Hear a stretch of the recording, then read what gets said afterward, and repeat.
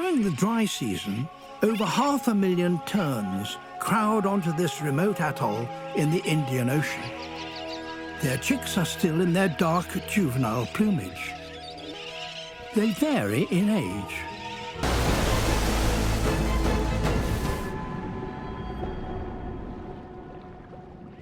The time comes when every fledgling has to take to the air and collect food for itself.